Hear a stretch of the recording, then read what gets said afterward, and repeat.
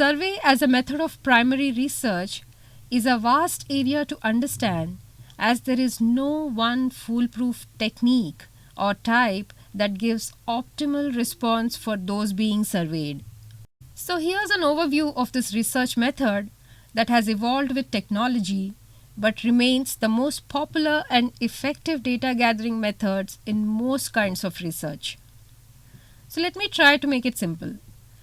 A survey is polling a representative sample population, that is, the people being studied, from a given universe, that is, from the selected geographic area of the sample, on a specific topic with a predetermined set of questions, the responses to which are expected to explain qualitative or quantitative trends. Typically, a survey is conducted when you want to learn about a general trend in people's opinions, experience, and behavior. Surveys are particularly useful when we want to find small amounts of information from a wider selection of people, and also to generalize trends in a vast population by studying just a representative sample of people. One of the greatest challenges in conducting surveys is writing a good questionnaire. Questions must be direct, clear and concise and unambiguous. The most important part is getting the wording right, leaving no scope for misinterpretation or confusion. In framing the questions, it's important that the researcher avoids questions that are too vague, hypothetical, biased, leading, double-barreled, those that are too personal or contain double negatives. Questions regarding personal details like age, telephone numbers, marital status, financial status, etc. must be avoided if they are not relevant to the final outcome of the survey. The warm-up, interesting and non-challenging questions should be asked first, and the challenging or open-ended questions must be kept towards the end.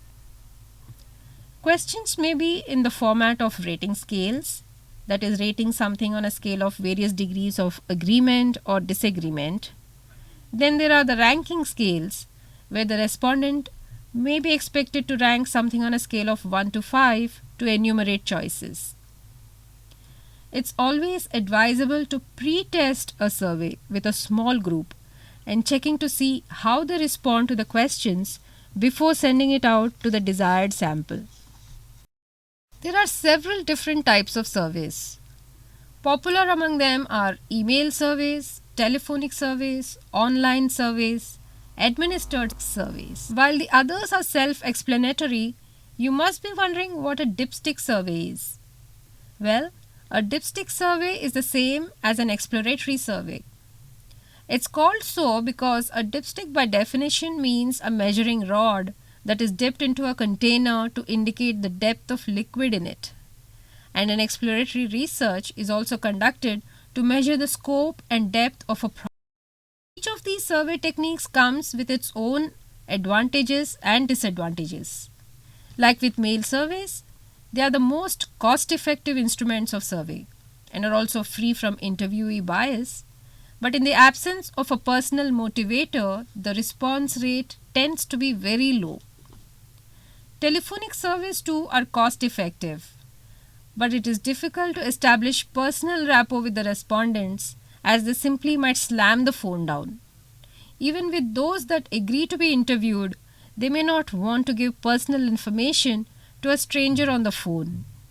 Also, people find such calls at home to be too intrusive and a waste of family time.